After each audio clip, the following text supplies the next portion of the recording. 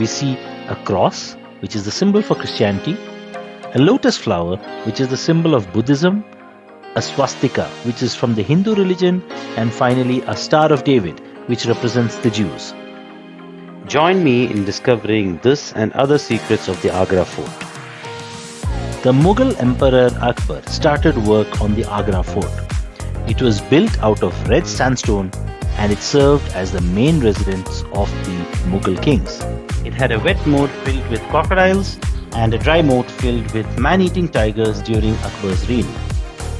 The entry to the Agra Fort is known as the Akbar Darwaza or Akbar's Gate. It was later renamed in Shah Jahan's time to Amar Singh Gate. As we walk along further, we see a narrow corridor which was used to make enemy entry difficult. We can see openings used to pour hot oil and also rocks and stones at advancing enemies. Walking along, we see the main courtyard of the Agra Fort. This is in front of Jahangir's palace. In the center of the courtyard, we see a large tub made of stone. This was apparently Emperor Jahangir's bathtub and used to be filled with rose water. Now, don't get me wrong, Emperor Jahangir didn't like to take a bath in the courtyard so that everyone could see him. This was discovered elsewhere and placed here by the British rulers and has remained here since. Now let's go into Jahangir's palace. Immediately, we see 3 Hebrew stars of David in the entrance.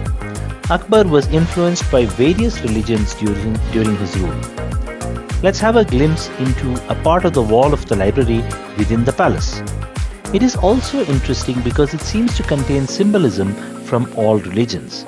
We see a cross, which is the symbol for Christianity, a lotus flower, which is the symbol of Buddhism, a swastika, which is from the Hindu religion, and finally a Star of David, which represents the Jews. This is the library of the Jahangir Palace. You can see different slots on the walls where books would be kept.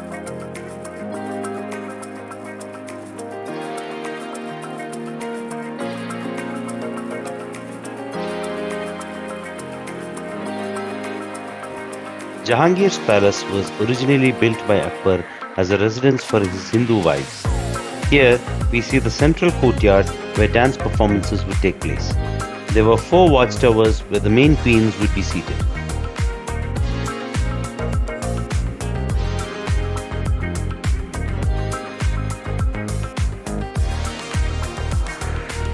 There are 2 distinct palaces within the Agra Fort, a winter palace and a summer palace.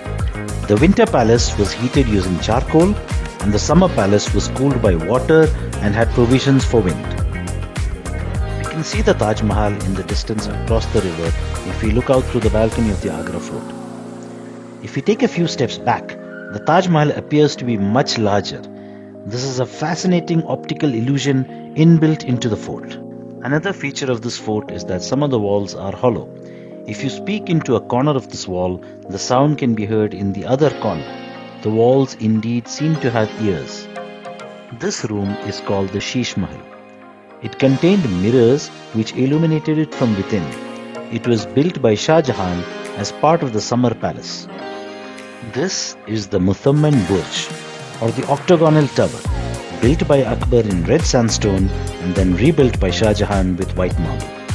This was used by the Mughal kings for sun worship and also to address their subjects over the balcony.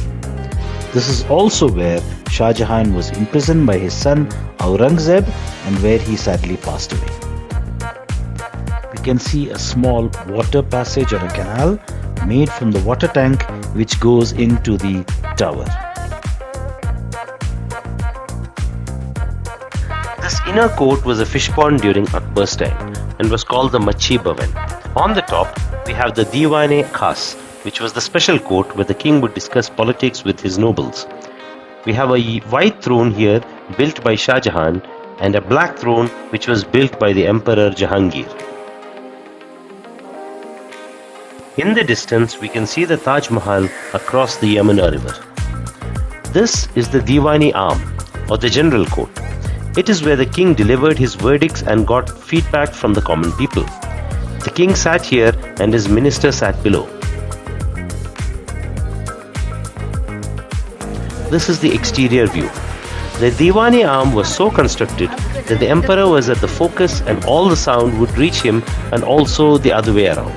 Our next stop was the Itimadud-Dawla, which is another mausoleum. Click here to navigate to that video. Like, share and subscribe if you like my content, and see you later.